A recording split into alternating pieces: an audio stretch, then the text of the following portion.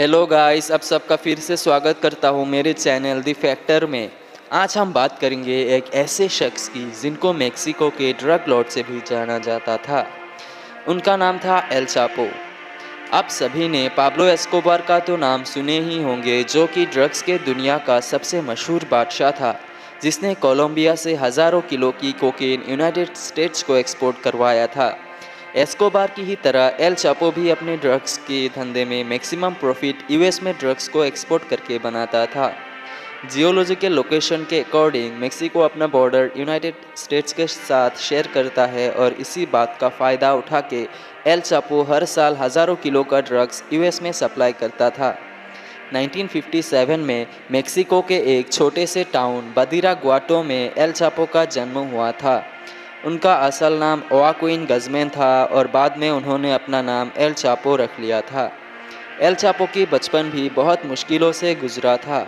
उसके फादर भी एक छोटा मोटा ड्रग डीलर थे, और उन्होंने एल चापो को बचपन में ही किसी बात को लेकर घर से बाहर निकाल दिया था, और वो अपने दिन गुजारा करने के लिए काम ढूंढते रहे, पर बहुत ढूंढने पर भी उसको कोई भी काम नहीं मिल रहा था।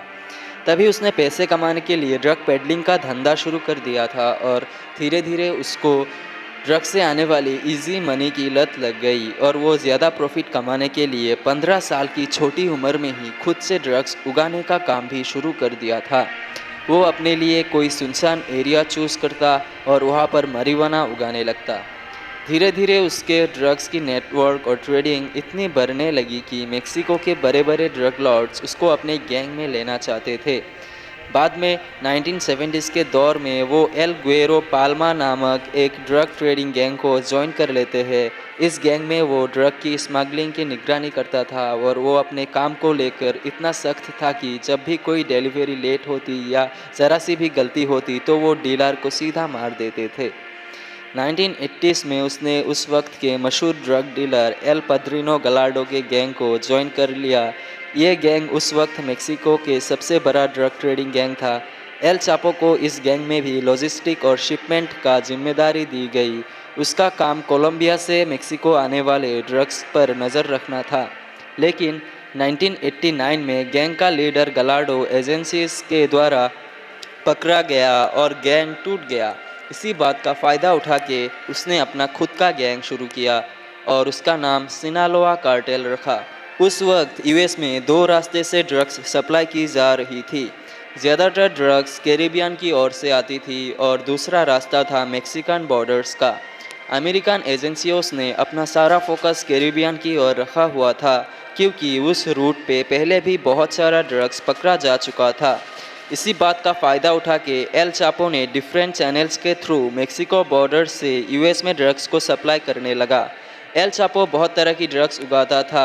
उसमें मेथाम्फेटामिन, हेरोइन, एक्सटेसी, कोकेइन और marijuana उसको ज़्यादा प्रॉफिट देती थी। इसी के लिए वो इन्हीं ड्रग्स पर ज़्यादा फोकस करता, लेकिन ड्रग्स को यूएस में पहुंचाना इतना आसान नहीं था। इसके लिए वो बहुत चालाकियों से काम करता था। उसने कोकेन जैसे ड्रग्स जिसमें ज़्यादा स्मेल नहीं होती, उसे फायर एक्सटिंग्विशर, चिली पेपर के कैन या फिर कार के रिम्स में छुपाकर स्मगलिंग करता था, जिसको ड्रग्स सूंघने वाले कुत्ते भी पकड़ नहीं पाते। लेकिन प्रॉब्लम ये था कि कोकेन के अलावा दूसरी ड्रग्स इस तरह से स्मगलिंग करना बहुत ही मुश्किल था। इसलिए उसने एक ऐसा प्लान बनाया जिसमें वो टनल्स के ज़रिए ड्रग्स को सप्लाई करने लगे, और ये तरकीब बाद में जाके उसकी परिचय भी बन जाता है। वो लाखों डॉलर्स स्पेंड करके एक्सपर्ट हायर करता और ज़मीन के नीचे ऐसी टनल बनाता जिसमें इलेक्ट्रिसिटी और वेंटिलेशन का पूरा सिस्टम मौजूद था, और उन टनल्स के ज़रिए वो यूएसए में ड्रग स्मगलिंग करने लगा। 1990s में फेडरल ब्यूरो ऑफ इन्वेस्टिगेशन के ऑफिसर्स हैरान हो गया जब उनको एल चापो की पहली टनल मिली। वो टनल 300 फुट लंबी थी, और बिजली का भी पूरा बंदोबस्त मौजूद था। टनल एक घर के अंदर निकलती थी जो एल चापो के सेफ हाउस हुआ करता था, और किसी इमरजेंसीज के वक्त पर वो इस टनल से भाग भी सकता था। एल चापो को इस धंधे के सारे रूल मालूम थे, इसीलिए लाखों कोशिश करने पर भी वो पकड़ में नहीं आता था। वो अपने टनल्स इस कदर गहरी बनाता था कि ग्राउंड पेनिट्रेटिंग रडार मशीन भी उसको डिटेक्ट नहीं कर पाती थी, और टनल्स के एंट्रेंस को वो स्मार्टली छुपाया करता था, जैसे कि बाथरूम की टब या फिर टॉयलेट के नीचे। टनल्स बनाने से पहले वो जगह को बहुत ध्यान से चूज़ करता था। उसने ज़्यादातर स्मगलिंग यूएस मेक्सिको बॉर्डर में मौजूद कैलिफोर्निया के शहर ऊटी मेसा से करने का प्लान बनाया। उसने ऊटी मेसा को इसीलिए चूज़ किया था क्योंकि ऊटी मेसा दो मेजर ट्रांसपोर्ट हब टिजुआना और सैन डिएगो के नज़दीक था, और ड्रग्स को इन हब की वजह से एजेंट तक ट्रांसपोर्ट करना बहुत आसान था। और एक कारण ये था कि ऊटी मेसा एक इंडस्ट्रियल एरिया था जहाँ पर बहुत फैक्ट्रीज थी, और फैक्ट्रीज के भारी मशीन और ट्रैफिक का शोर ज़्यादा था। इसीलिए यह टनल्स खोदना आसान था क्योंकि खुदाई का शोर फैक्ट्रीज के शोर में छुप जाता था। 9 जून 1993 को मेक्सिकन अथॉरिटी ने फाइनली एल चापो को पकड़ लिया और उसे 20 साल की कड़ी सज़ा सुना के जेल में डाल दिया गया। लेकिन ये जेल भी उसके लिए उसका ऑफिस बना रहा। वो जेल स्टाफ को रिश्वत देकर अपने मन मुताबिक सारे काम करवाया करता था और अपने बिजनेस मीटिंग्स भी अरेंज करवा लेता था ताकि उसका काम चलता रहे। 2001 में सुप्रीम कोर्ट ऑफ मेक्सिको ने एक फैसला किया जिसके बाद यूनाइटेड स्टेट्स और मेक्सिको के बीच कैदियों का ट्रांसफ़र का प्रोसेस इजी हो गया। एल चापो जानता था कि यूएस में ड्रग्स स्मगलिंग की वजह से यूएसए की सरकार उसको किसी भी कीमत पर अपना पास बुला के कैद करेगी और फिर वहाँ से निकलना आसान नहीं होगा। इसलिए एल चापो ने पहली बार मेक्सिकन जेल से भागने का प्लान बनाया। उसने जेल गार्ड्स को $25 लाख की रिश्वत दी और लॉन्ड्री बास्केट में बैठकर जेल से भाग निकला। अगले 13 सालों तक उसने फिर से टनल, ड्रग ट्रेडिंग और दूसरे क्राइम्स की वजह से बगैर पकड़े यूएसए और मेक्सिको की सरकार के नाक में दम करके रखा। लेकिन 13 साल की मेहनत के बाद मेक्सिकन एजेंसियों को उसकी एग्जैक्ट लोकेशन पता चला और उसके घर पे रेड कर दिया। इस बार वो अपने भागने का बंदोबस्त कर रखा था। वो बाथरूम में बथ टब के नीचे एक सीक्रेट टनल में घुस गया, लेकिन अथॉरिटीज़ ने उसको ज़्यादा दूर जाने नहीं दिया और वो फाइनली और एक बार पकड़ा गया। अब उसे मेक्सिको के सबसे महफूज jail Altiplano maximum security prison में भेज दिया गया और उस पर कड़ी नज़र रखी जाने लगी। लेकिन सिर्फ एक साल के बाद 11 जुलाई 2015 को जब वो अपने सेल में टहल रहा था तो रात को 8:50 पर उसको आखिरी बार शावर एरिया के पास देखा गया। उसके सेल में सिर्फ शावर एरिया ही था जो कैमरा की आँख से छुपा हुआ था।